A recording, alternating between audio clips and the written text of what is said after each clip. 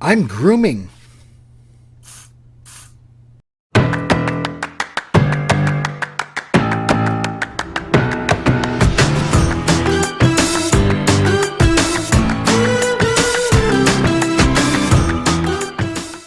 Yeah, gonna be talking about something a little bit interesting today, and seeing how it's April Fool's Day, what better to talk about than what's going on over at Disney? Oh yes, Disney, where the magic happens. Well, as most of you know, what's been going on over at Disney about the Don't Say Gay bill, um, yeah, has put Disney rather in a tight spot. Well, to make things quite honestly clear, this is not a Don't Say Gay bill whatsoever. And people, especially from the Alphabet Mafia, let's put it that way, the Alphabet Mafia, has been misinforming everybody out in America about what this bill actually is. Um, Quite simply put, DeSantis has put in Florida a bill. It's an educational bill. And it simply puts control back in the parents' hands. Nothing more, nothing less, as what's every parent's right. Take a look right here, what's in the bill. And especially this part right here is what they're fuming about. Section 3. Classroom instruction by the school personnel or third parties on sexual orientation or gender identity may not occur in kindergarten through grade 3 or in a manner that is not appropriate or developmentally appropriate for students in accordance with state standards. Simple as that. The other part that they're fuming about is that you, the parent, and I imagine most of you, hopefully watching, are parents, and take a very strong stance on, what your children are taught. The other part is this, in Section 5. At the beginning of the school year, each school district shall notify parents of each healthcare service offered at their student school and the option to withhold consent or decline any specific service. Parental consent to a health care service does not waive the parent's right to access his or her student's educational or health records or to be notified about a change in his or her student's services or monitoring as provided by this paragraph. So the school has to notify the parents, basically, about what their kids are going to be taught, and especially through kindergarten to grade 3 in Florida. That's it. But this isn't good enough. No, no, no, no, no, no, no. And since all of this has gotten started, as you can see here, Disney stock, it's crashing, and it's crashing hardcore. It's down because the woke crap does not stop, because the Alphabet Mafia wants their way. They want the right to indoctrinate the children. Now, before anybody says any differently, well, there were a few interesting videos that were leaked. I want each and every one of you that are viewing this to have an objective mind. And I want you to listen to every word that all of these Disney employers in places of power think. They think they have the right to tell you the parent, what they should learn. It's like, I love Disney's content. I grew up watching, all of the classics. They have been a huge, informative part of my life. But at the same time, I worked at small studios most of my career, and I'd heard, you hear whispers. I'd heard things like, they won't let you show this at a Disney show. And I'm like, okay. So I was a little, sus when I started. But then my experience was bafflingly the opposite of what I had heard on my little pocket of Proud Family Disney TVA.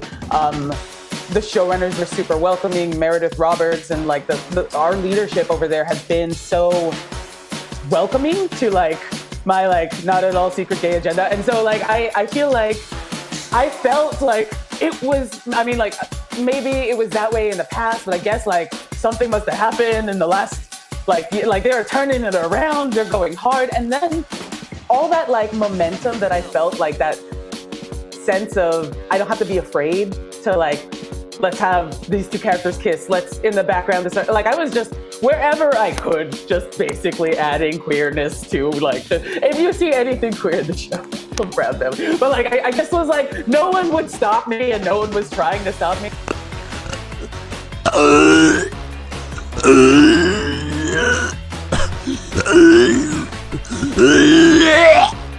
I'm here as a mother of two queer children, actually. One transgender child and one pansexual child, and also as a leader. And that was the thing that really got me, because I have heard so much from so many of my colleagues over the course of the last couple of weeks, in open forums and through emails and phone conversations. And I feel a responsibility to speak, not just for myself, but for them. To all of us. We had an open forum last week at 20th where, again, the home of really incredible, groundbreaking LGBTQIA stories over the years, where one of our execs stood up and said, we only have a handful of queer leads in our content. And I went, what? That can't be true. And I realized, it actually is true. We have many, many, many LGBTQIA characters in our stories, and yet we don't have enough leads and narratives in which gay characters just get to be characters and not have to be about gay stories. And so that's been very eye-opening for me. And I can tell you, it's something that I feel perhaps had this moment not happened, I as a leader and me as my colleagues would not have focused on. And going forward, I certainly will be more so. I know that we will be. And I hope this is a moment where, the 50% of the tears, sorry, are coming. We just don't allow each other to go backwards.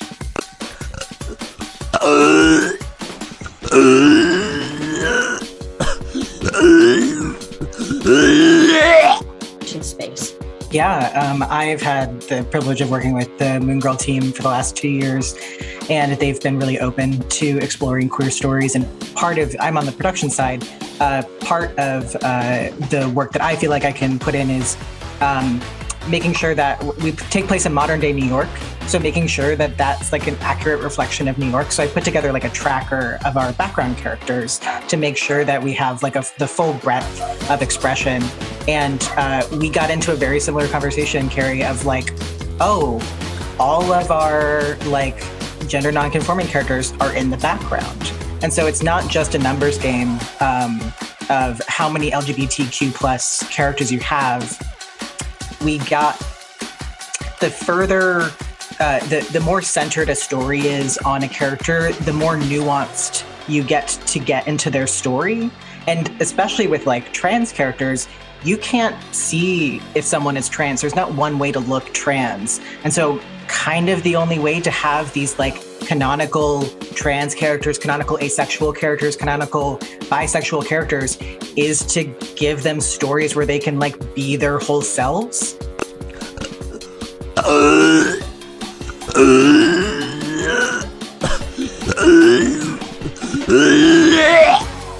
Last summer, we removed all of the gendered greetings in relationship to our life skills. So we no longer say ladies and gentlemen, boys and girls.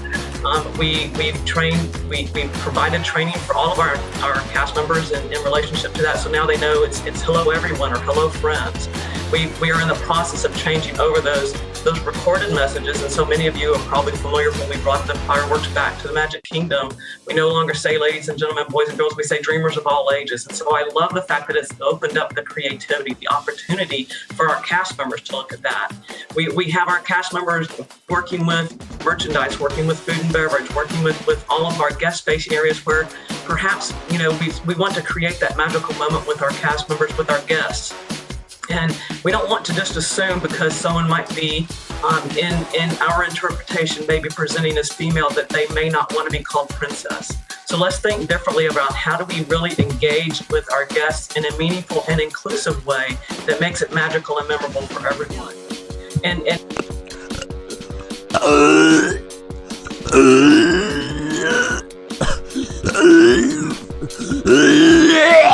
coverage. But the context is also who is pushing it, what their record is, and what the history is in Florida. You can go back to the 50s, to the Johns Committee, where the legislature was actively put together a task force whose whole job was to root out civil rights workers and any homosexuals in the university system. They destroyed lives. Literally, people committed suicide behind the relentless attack.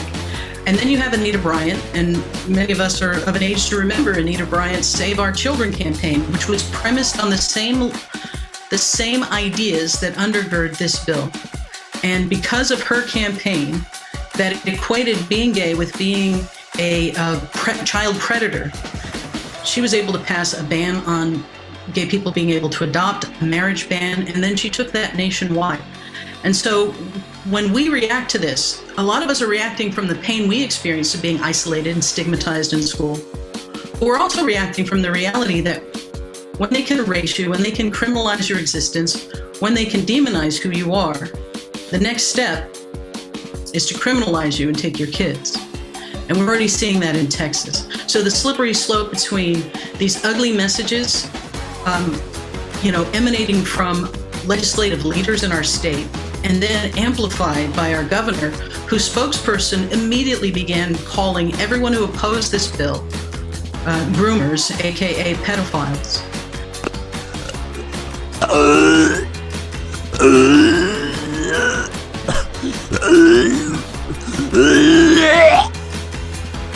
And there you go. Nothing in the bill suggests that people are being targeted, people are going to be erased or harassed or abused or anything like that. Essentially, it's about not teaching certain content to little children, kindergarten to age 3. Nobody needs to hear about,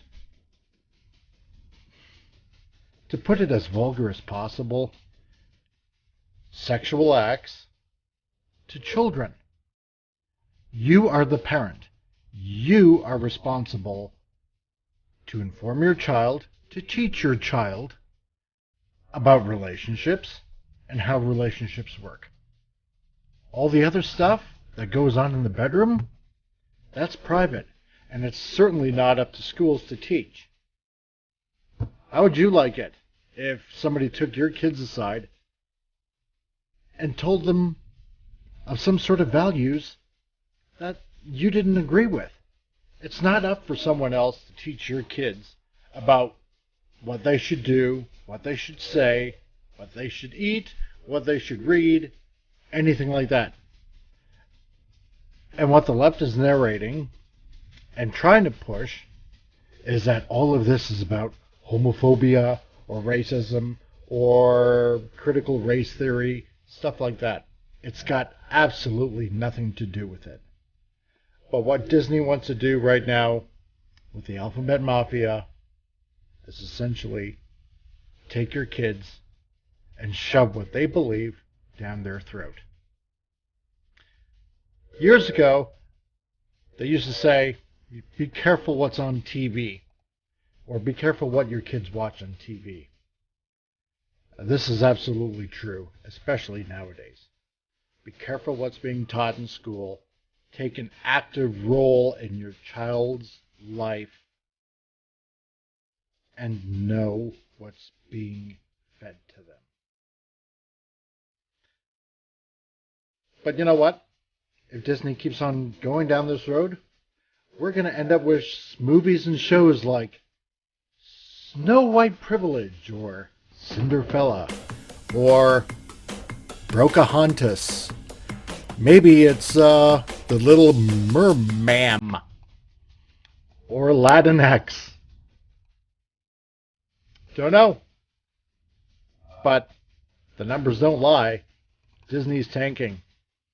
And everybody knows it. People are canceling their Disney subscriptions. And people aren't having it anymore. But I'm going to leave you with a little pearl of wisdom. There was a man that said, "But in our troubled times, the right of men to think and worship as their conscience dictates is being sorely pressed. We can retain these privileges only by being consistently on guard in fighting off any encroachment on these precepts. To retreat from any of the principles handed down by our forefathers who shed their blood for their ideals we all embrace would be a complete victory for those who would destroy liberty and justice for the individual." And that, my friends, was Walter Elias Disney. Walt Disney. This is the Comic Relief Crusader. Stay vigilant. Hey guys, Comic Relief Crusader here. Guess what? I got a store because I'm such a big nerd. Well, at least right now you can get a bunch of posters and stuff like that because, again, I'm a big nerd. And you can get this mug. It's a nice mug. Was Thanos right? Probably not. But anyway, you want to buy stuff? There it is. Click the link, and that's in the description as well. Buy some stuff. I'll keep you updated on any more merchandise that comes about. It's Comic Relief Crusader. Talk to you guys later.